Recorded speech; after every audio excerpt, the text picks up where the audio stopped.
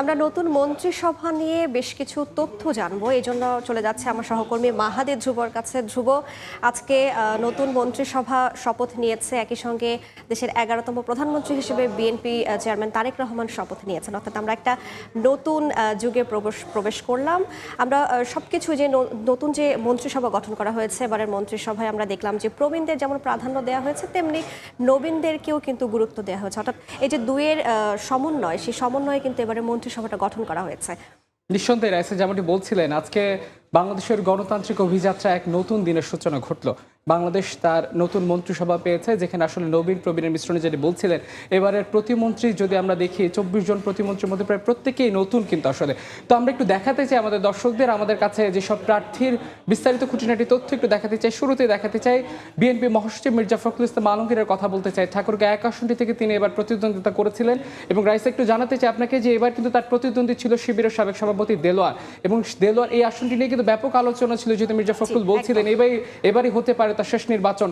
তাই এবার সবার দেখার বিষয় ছিল তিনি বিজয় হতে পারেন কিনা, কিন্তু শেষমেশ কিন্তু আসলে তিনি বিপুল ভোটে বিজয় হয়েছেন এবং ত্রয়োদশ জাতীয় সংসদ নির্বাচনের পর এবার আজকে মন্ত্রিসভায় তিনি কিন্তু আসলে পেয়েছেন স্থানীয় সরকার, পল্লী উন্নয়ন সমবায় মন্ত্রণালয়।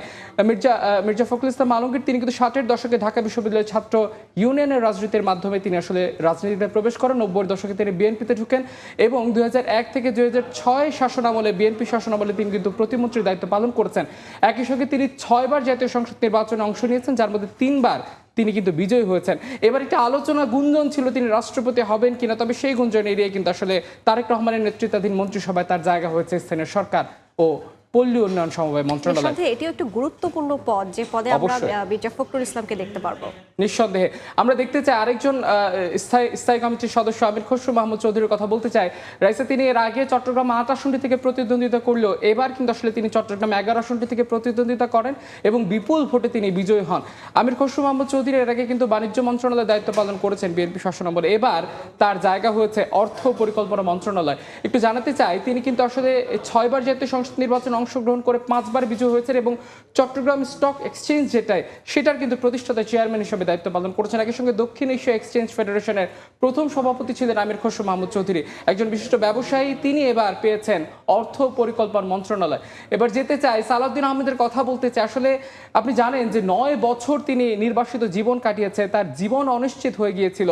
সেই জায়গা থেকে বলতে গেলে অনেকটা মৃত্যুর মুখ থেকে বেঁচে এসে তিনি এবার বাংলাদেশের অন্যতম প্রভাবশালী মন্ত্রণালয় স্বরাষ্ট্র মন্ত্রণালয়ের দায়িত্ব তিনি পেয়েছেন। সালাউদ্দিন আহমেদ বিএনপির স্ট্যান্ডিং কমিটির মেম্বার, একই সঙ্গে তিনি কিন্তু 1991 সালে বেগম খালেদা জিয়ার এপিএস হিসেবে দায়িত্ব পালন করেছেন এবং তিনি কিন্তু আসলে রাজনীতিতে আসার আগে বিসিএস প্রশাসন ক্যাডারে কর্মরত ছিলেন এবং বিএনপির যুগ্ম মহাসচিব ও সাংগঠনিক সম্পাদকের দায়িত্ব পালন করেছেন। 5 বার তিনি জাতীয় সংসদ নির্বাচনে অংশ নিয়েছেন, এর মধ্যে 3 বার জিতেছেন। এবার তিনি চট্টগ্রাম কক্সবাজার 1 আসনটি থেকে প্রতিদ্বন্দ্বিতা করেছেন, বিপুল ভোটে তিনি বিজয়ী হয়েছেন এবং আগে তিনি যোগাযোগ প্রতিমন্ত্রীর দায়িত্ব পালন করলে এবার কিন্তু সবচেয়ে আলোচিত যে মন্ত্রণালয় স্বরাষ্ট্র মন্ত্রণালয়ের দায়িত্ব তিনি পেয়েছেন। দেখতে পাচ্ছি ধ্রুব যে একেবারেই বিএনপির যে শুরুর দিকের শীর্ষ যে নেতারা আছেন, প্রভাবশালী নেতারা, তারা কিন্তু খুব গুরুত্বপূর্ণ পদ পেয়েছেন। আমাদের প্রত্যাশা থাকবে, জনগণের যে প্রত্যাশা, এই যে দীর্ঘ সময় পর যে একটি তারা সুষ্ঠু নির্বাচন করতে পেরেছেন, ভোট দিতে পেরেছেন, তাদের কাছে যে প্রত্যাশা থাকবে সুন্দর সুশৃঙ্খল একটি দেশের, সেই প্রত্যাশা যেন তারা পূরণ করতে পারে, সেটি নিঃসন্দেহে রাইসা। ধন্যবাদ ধ্রুব।